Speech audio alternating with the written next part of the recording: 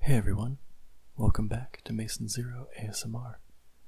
Today, in this video, we're going to be trying a couple new things. First of all, as you can see, I'm holding a tiny little microphone in my hand.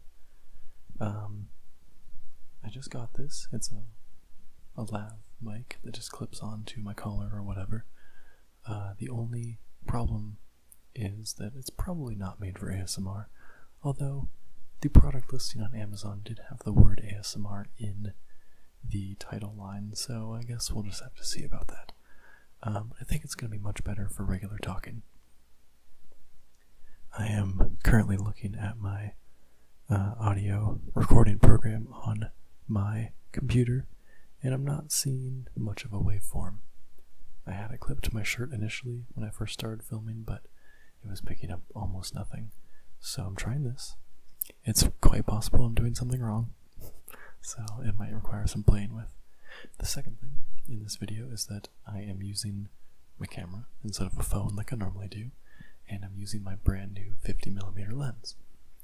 The weird thing with this lens is that it has quite the crop or zoom, so actually my camera is about 4 feet away from me, which is a little more than I'm used to. So that lens has been beautiful but weird to get used to, and hopefully it's in focus. I tried my best. Anyways, today I'm going to be doing some reading.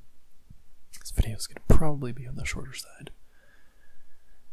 Just trying to take a look at this waveform. It's doing a little better than it was before, but we'll just have to see. We'll see. I'll probably upload this regardless, but I think it'll turn out okay. So I'm going to be reading a short story that I wrote in college, so it's been a few years. I just had this short story accepted into an anthology of Oregon writers, and that's pretty awesome. They contacted me like 8 months ago, I believe, asking if I wanted to submit something because I had a piece in a publication in college. So that's going to be published. More on that later. For now, I'm going to read you Freedom Drive. It is a sort of sci-fi story about self-driving cars, and it's super short. The bright lights of the tunnel flashed by in an incandescent blur as the car whizzed through the empty thoroughfare at a blinding speed. The roar of the motor echoed off the stark concrete walls that had never seen the light of day. This tunnel seemed to go on forever. The car had already been traveling through it for 10 minutes at a consistent speed.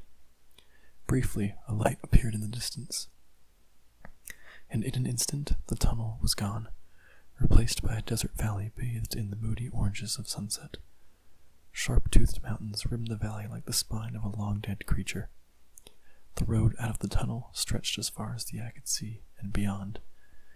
It was as straight as an arrow, aimed at the nearest center of civilization. "Stop," the rider said. The car responded to its owner's command, and slowed to a stop. The roar of the engine died down to a whine, and eventually vanished completely as the brakes were applied. Dead silence followed. There was no one else in the valley, no sounds of car engines, no glaring headlights.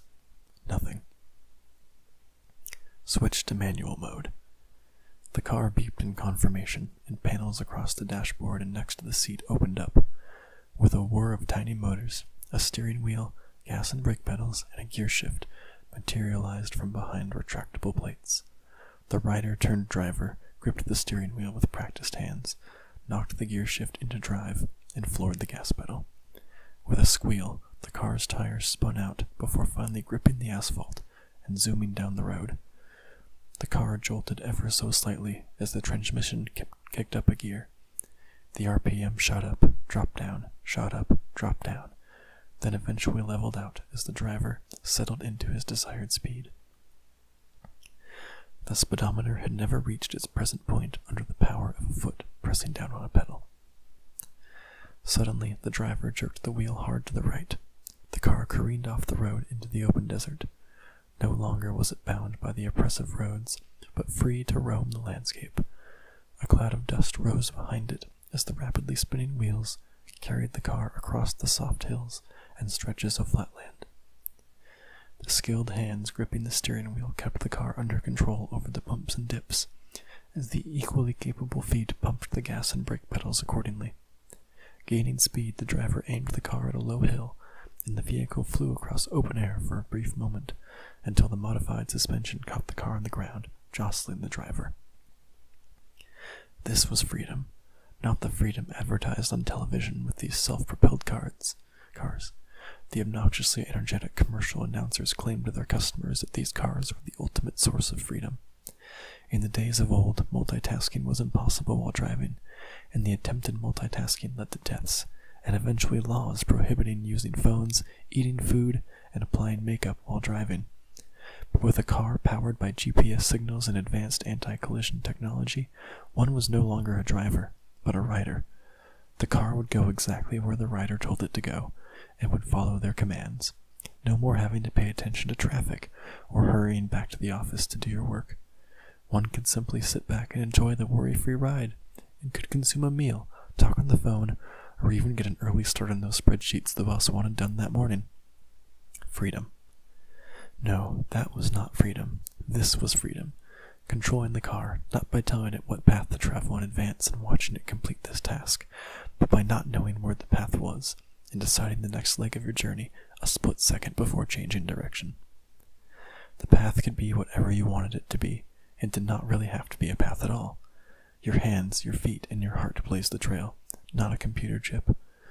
This time the car was the rider, and the occupant was in control. Abruptly, the growl of the engine was interrupted by a similar yet noticeably different sound. This new sound still resembled an engine, but was more of a loud whine than a roar. It sounded like air being lacerated by blades, more than pistons being pumped by combustion. The desert was suddenly washed in flashing red and blue lights, confirming the driver's fears.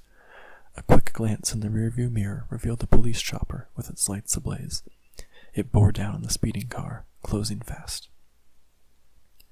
The car's driver pulled back the handbrake and knocked the wheel hard to the left, as far as it would go. The wheels skidded in the dirt, and the car spun 180 degrees. The police craft barreled past, braked, and corrected itself, rotating far faster than the driver would have liked. But the vehicle was going even faster now, and the driver paid no mind to small bumps and hills.